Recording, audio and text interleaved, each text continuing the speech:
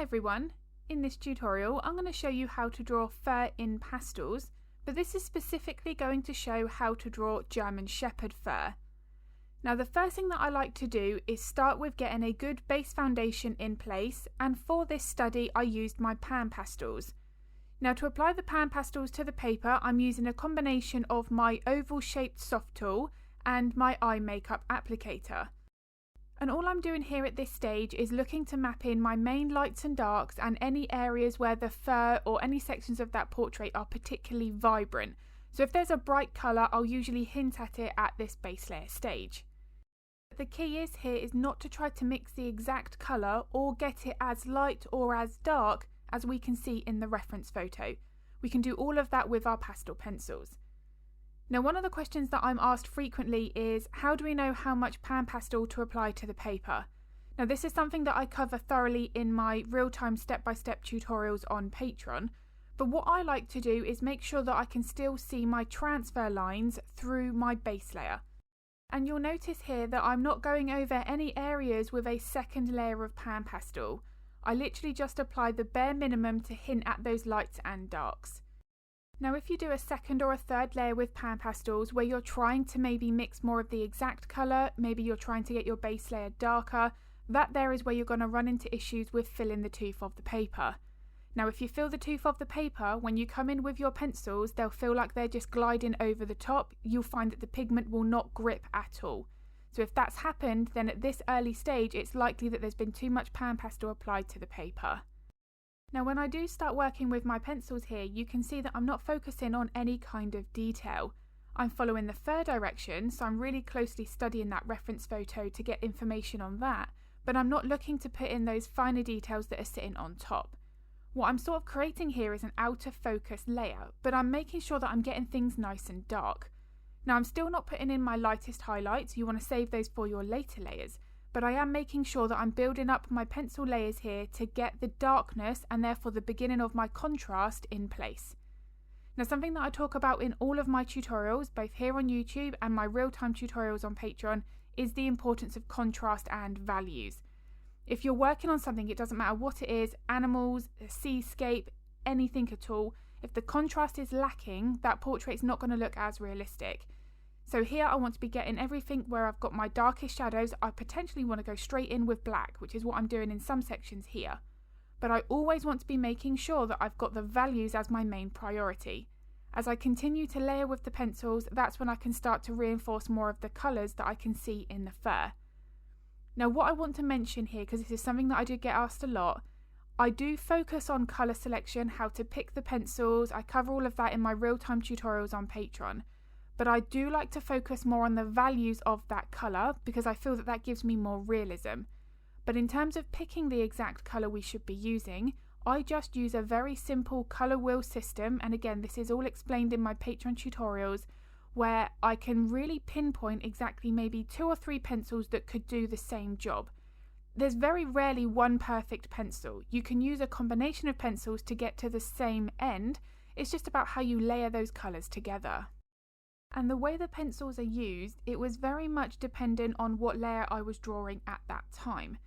Now in order to get the coloration right for this fur, using the right layer at the right time is going to help to maximise depth. So if I was to jump in with my brightest highlights at this stage now, I'm going to be missing out on all of those important midtones. So it's something where I really have to strip back that reference photo and focus on the right layer to make sure that I'm achieving the most for this portrait. Now because the Patreon tutorial is recorded with a voiceover while I'm drawing, I'm able to explain all of these things in the moment and make it more step by step. Now as I'm starting to build up the layers here, one of the things that I really do also focus on, and I mention this on all of my YouTube videos, is the importance of pencil technique. Now the way that we hold the pencil and how we move the pencil, how much pressure is applied, all of those things are going to determine what that pencil stroke looks like. But regarding the pencil technique for drawing fur, I'm focusing on 3 main fundamental factors. That is the fur length, fur thickness and fur direction. I want to be making sure that I've got all of those right in order to replicate that animal correctly. Now regarding the fur direction, this isn't random, this follows the underlying bone and muscular structure. So you can see here as I'm starting to curve those tan patches from the centre of the face over, that's helping to build up the shape of the skull. Where the fur direction curves up in front of the ears, that's going to help to make it look like the ears are properly attached onto the top of the head. Now if the fur direction isn't right, we will actually alter the shape of the face, and then when the portrait is finished, it's not going to resemble as much of that animal as it should. Now if you're working on pet portraits, obviously that is a real issue, so we want to be focusing on the fur direction closely. Now the fur length is determined by how long that pencil is in contact with the paper for. Now of course that's going to massively vary depending on the animal that we're drawing, but for something like this you might actually only need that pencil in contact with the paper for a split second. So we're going to have to be adjusting how long that pencil's in contact with the paper for each individual area that we are drawing or working on. So for example, the fur in front of the ears is significantly longer than the fur on the centre of the face. So we have to be making sure to always study that photo closely and take in all of that information that it's providing. Now the thickness of our pencil strokes is going to be determined by a couple of factors, but one of those is how much pressure we apply to the pencil. Most of the time you want to be using lighter pressure to achieve finer lines. The more pressure you apply, the thicker that line is going to be, but you also may run into some issues of that pencil stroke looking blocky or more square, more two-dimensional. So it is something to pay very close attention to. Now everything I've mentioned here, it all comes together to build up more of that photorealistic portrait, and one of the common questions that I'm asked is how to improve on that. Now one of the main factors is layering. If the layering isn't correct, we don't have enough layers maybe, or the layers are not being added in the right order, and therefore the contrast is lacking because we don't have enough layers. That there is usually one of the biggest factors that can make an artwork look flat or two-dimensional. So the layering process is something that we do want to focus on because it can influence everything else.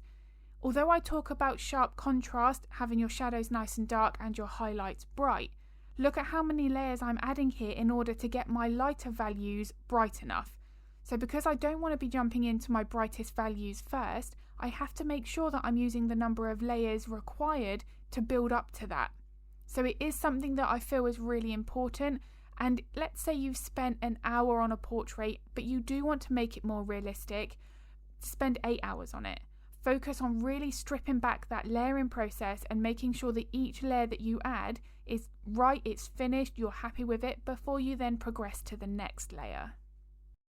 And regarding that very first pan pastel base layer, look at how many layers that I have been able to apply because I didn't apply too much pan pastel at that early stage. If I'd have applied a thicker layer of pan pastel, you might potentially run into issues at this point now and you not be able to add any more. So that would be a real shame because I still have layers left to add. It's those final layers that can make a real difference to how three-dimensional a portrait looks. So I'm always very aware not to add too much pastel at that early stage, which is why I only use my pan pastels to just purely block in my main lights and darks. Now a question that I'm asked regarding pan pastels is whether or not they are needed for the base layer. Now if you're using them to draw fur, then the base layer you can actually do that with your pastel pencils, and again this is something that I show on my real-time tutorials on Patreon. Any of my lessons where I am using pan pastels, such as this first study here, you can simply start at the point of where I began with my pencils. Because of how I layer the pencils on top, and again this is all explained in the real-time lessons, but because of how I use my pencils, that pan pastel base layer is not 100% needed. I like to use it at times because it means that I can get that base layer mapped in very, very quickly. But you don't need to have the pan pastels, you can do that with your pastel pencils. However, for backgrounds, pan pastels are brilliant. They really have such stunning colour saturation, they blend very well, and they are also a quick process. You can get a background completed in a fraction of the time compared to if you'd used your pencils. So they really do have their place, but if you're not looking to use them when drawing the fur, then that's absolutely fine. Maybe potentially you're a little bit worried about filling the tooth of the paper, you don't quite have the confidence yet to incorporate them with the pastel pencils, then that's absolutely fine. You can just work with your pastel pencils and just spend that little extra time at that base layer stage getting that nice, well, soft blended layer ready for those details to go on top.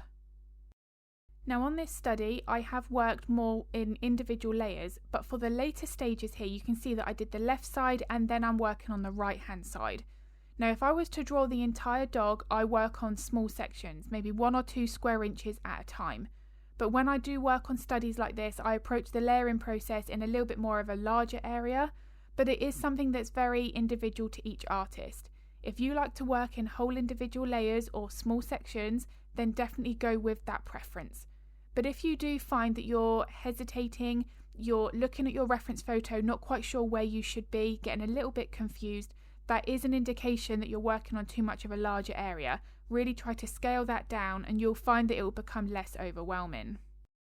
So I really do hope that the tips and techniques that I've shared in this video have been useful. If they were, I would really appreciate it if you could give the video a like and a thumbs up, because it makes a huge difference to my channel. If you are interested in drawing along to this or any of my other step-by-step tutorials, then I'll link my Patreon in the description below. If you've got any art related questions, feel free to pop them in the comments because I'm more than happy to help if I can. And I also upload 2 videos to YouTube every week, so if you would like to get notified of that content, then don't forget to hit the subscribe and the bell button. I'm going to be uploading another video next week, but as always, thank you so much for watching.